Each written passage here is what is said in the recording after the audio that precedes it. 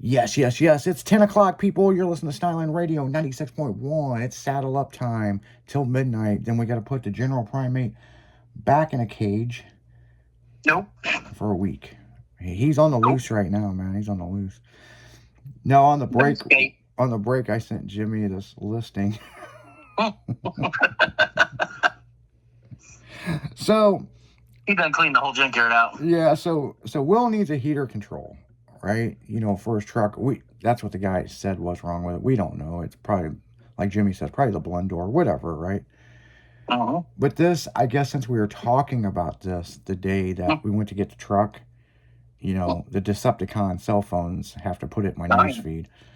Oh, yeah. And there's a guy, and I think his whole purpose was to go to the junkyard and buy every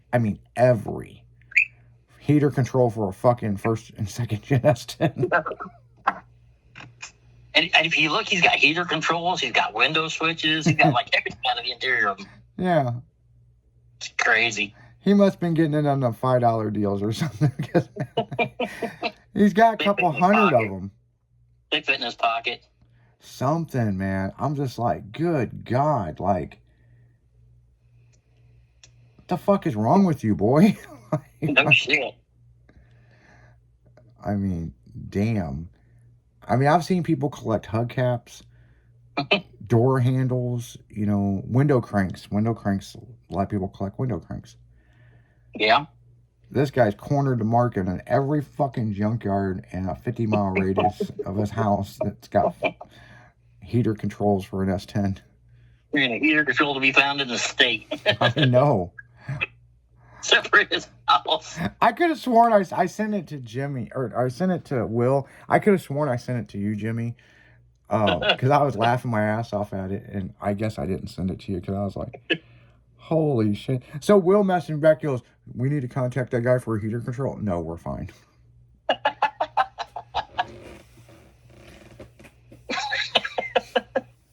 But I'm sure that guy has a few. Oh, I'm sure he has one, yeah. Yeah, a few hundred. I'm like, good. What color do you need? How many do you need? The weird shit you see on Facebook Marketplace, man. I mean. Well, you know, I bought a square body one time. A four-wheel drive square body. Mm-hmm. And it didn't have a bed on it. Didn't have a motor in it. It was a roller.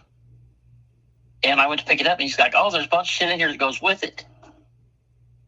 He had all the electronics for under the dash to convert it over to fucking power window doors, all the harnesses to go across the end of the dash for that. He had, I don't know how many window switches. He had like 4 tubs of all the same shit. And I was like, my God, were you planning on making this thing a show truck? And he's like, no, I just know that shit breaks. I'm like, yeah. Okay. Hey, dude. I bought a custom truck off a guy that he was building. I mean, you know, I wheel and deal in custom cars all the time, but this guy was building another car. Right. And I don't know what he was thinking, but he put all the boxes of the parts of the car he was building.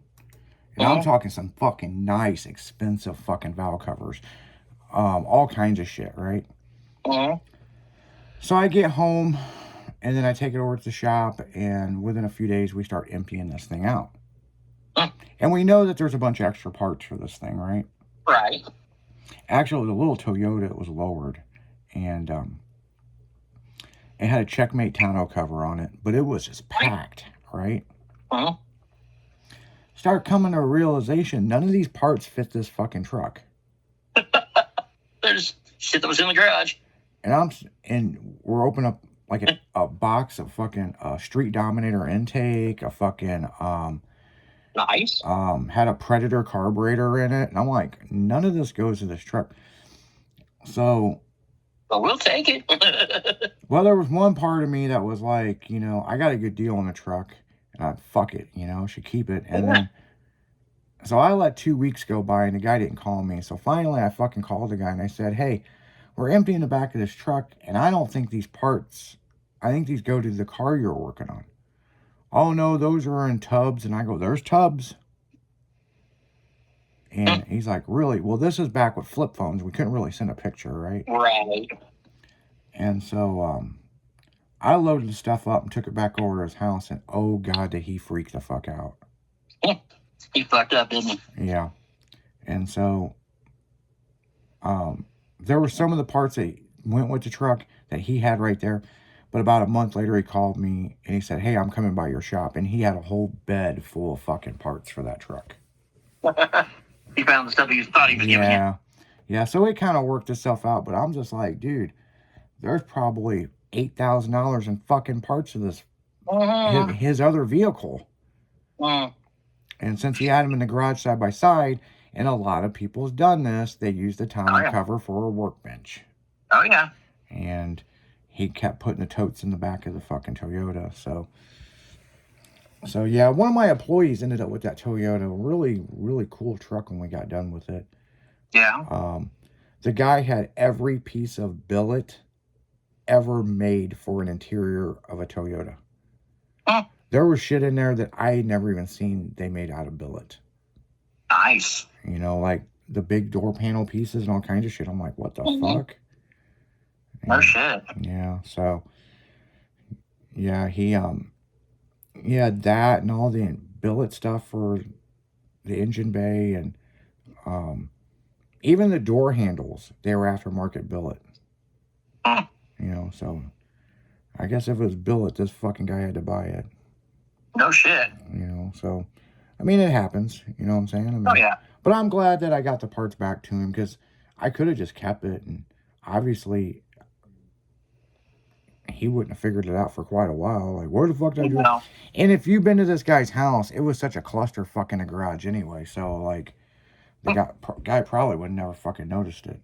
He doesn't know about well, I got this Predator carburetor, you know. No, I'll go buy another one. Fuck it. Yeah, but no, I didn't want to do the guy dirty like that. He gave us a good deal on the truck, and yeah, you know, it was a good running and driving truck. And the only reason why he was selling it is to make room in the garage. Oh yeah. Yeah. And then he went to an estate sale and filled up that where the fucking Toyota was, so it really didn't fix his problem. No, but he got new junk. Yeah. To go through for a while and mess around with. Yeah, exactly. I get it. There's nothing wrong with new junk. I've done that before. I've traded for stuff that I didn't even need. Just because I was like, oh, okay, it's cool. You know? Yeah, man. I fucking look at it for about an hour and then fucking it disappears. And what the fuck am I gonna do? It's fuck. Oh. You know what's funny is I sent you a picture of my door panels for an S10 in the chrome column. I had that shit for like 12, 13, 14 years. I forgot it was sitting in storage. Yep. It happens. Yeah. You know? Like I've been moving and found shit that I forgot that I even had. Well, it took me a while to remember where that fucking column come from. And now I remember. It took me several days because I'm like, where'd this fucking chrome column come from? Now I remember Grizzly Stadium. I bought it for $20 at a swap meet. Dude, their swap meets are epic. Yeah. I've always bought shit at their swap meets. Every time I go, I end up a bed full of shit. Yeah, it was just one of those things that I was walking through and I was like, what do you got to have for this column? What's it fit? And he goes, oh, it's for a GM, you know, it's universal to fit almost anything, but it was mainly bought for a GM street rod or whatever. And it's like, what do you got to have on that? He's like, give me $20. And I was like, okay. It was in the box, but the box was kind of rough, you know. Box of it all open, and I know exactly what I'm about. It was brand new. It was still in the plastic. I was like, fuck, I'll give you $20 for it. I know how much those motherfuckers go for. Yeah. He could have said $100 and I probably would have gave it to him. Yeah. How about you? Like, yeah, I think I need that, so okay. All those big race jugs I got for my race cars, those all come from that swap meet. Fuck yeah. $10 a piece. Dude, I love that swap meet. That's one of my favorite ones to go to. Yeah, that swap meet's actually coming up here soon. I know. I love that swap meet. The problem is is I just got 10 acres and I keep telling myself I got to be responsible. I cannot buy more shit.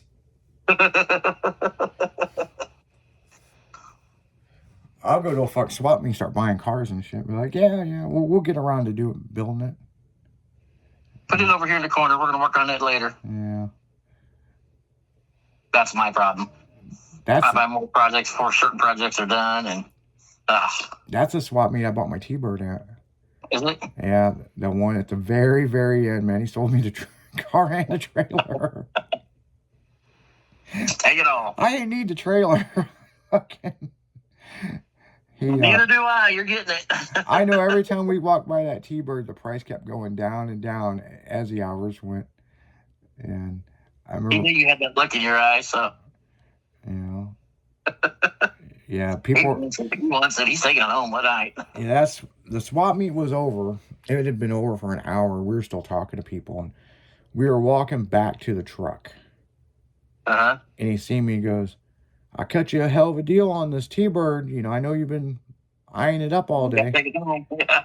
I said, well, what do you got to have? He goes, for the car and the trailer and the titles, give me $3,000. And I just so happened had $3,000. It was like $3,000 and I had a $50 bill. That's gas to get on. Yeah, I remember looking at my girlfriend. She goes, I really like that car. And the trailer? And the trailer. Let me pull my truck around. I go, here, go and pay him. We were laughing because we were at the gas station. I was like, fuck, I ain't even got enough money on me to go get fucking food. Well, we can make food at the house. We have a T-Bird. I'm like, I'm not even a Ford guy. But I like my T-Bird, man. I mean, it's been a project I've been working on for a very long time. And it's a cool car, man. I mean, it's cool. Yep. You know, we did that whole thing, Will It Run? And Dougie Fresh, man, he got that motherfucker to run. It ran pretty goddamn good. Good. You know? But, yeah, we had fucking changed this. And I'm just like, man, I keep putting my money into this. Like, dude, I could fucking goddamn put a Coyote motor in it at this point. You know? Yeah. But no, he got it to run. The problem with it was slightly out of time. And whatever it was, it would start to go and it shut itself off. And we had to fuck with it. And so finally I was like, dude, I'm done fucking with this car. Like, it's like, just give me a little bit more time with it. And then one night I walked in the shop and I heard something running and I looked over and I'm like, holy shit, you got it running. And he's like, yeah, it was just a slight bit out of time. It's really finicky. And so I was like, have you put it in gear? And he's like, oh no, you just wanted me to get it running. It's just running, motherfucker. I ain't got it in gear. Yeah. That's on you. Yeah, because it was like 3 days later before we could get it out of the shop to actually drive it. That kind of drove me nuts for like 3 days because it like, well, I've done it. I mean, you want to take it for a ride and see how it does, and always something in the way or something. It's like, fuck. Yeah, we had some projects we had to finish up and get those things out of the way, and we had some shit going over to paint. So like, it's like, yeah, we'll get this shit out of here. But on that note, guys, that's a yawn, man. So on that note, guys, we're gonna go right back into music. You're listening to 96.1. Saddle up. We'll be right back after this.